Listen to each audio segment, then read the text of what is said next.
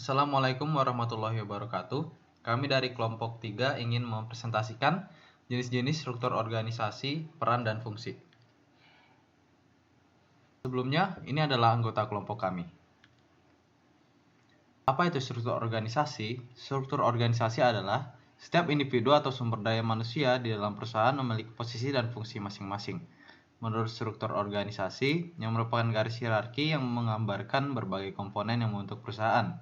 Struktur organisasi dirancang untuk kepentingan perusahaan dan menempatkan orang yang kompeten sesuai dengan bidang dan keahliannya.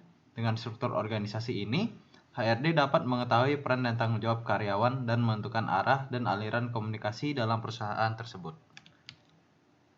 Selanjutnya ada jenis struktur organisasi, yaitu yang pertama departemen fungsional, yaitu jenis departementasi yang paling banyak dijumpai dalam organisasi, yaitu membagi unit-unit kerja berdasarkan fungsi atau aktivitas yang dikerjakan dalam sistem manajemen. Fungsi-fungsi atau aktivitas yang terjadi dalam organisasi adalah pemasaran, produksi, keuangan, logistik, dan lain sebagainya.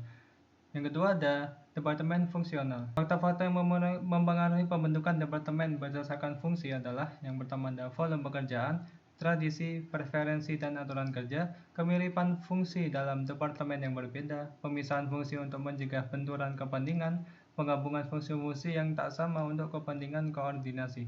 Selanjutnya ada departementasi produk. Departementasi berdasarkan jenis-jenis produknya. Bahkan apabila produk tersebut sudah sangat berkembang, akan menjadi unit-unit bisnis mandiri. Departementasi produk membagi sumber daya yang dimiliki menurut produk yang dihasilkan. Dengan semakin banyaknya produk yang dihasilkan perusahaan, maka akan semakin sulit untuk mengkoordinasikan kegiatan-kegiatan dalam perusahaan.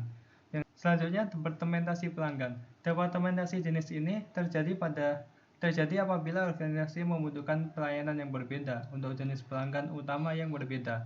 Struktur ini berdasarkan asumsi bahwa pelanggan dapat dikenali dan dipisahkan dalam kategori yang logis. Yang terakhir, departemen lokasi.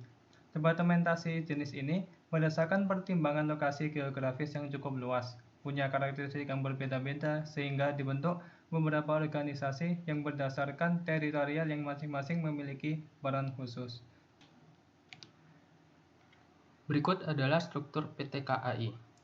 Puncak struktur dipimpin oleh Vice President. Di bawah Vice President terdapat 3 manajer utama.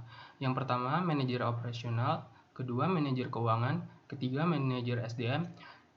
Dan di setiap bagian dari 3 manajer utama membawahi asisten manajer yang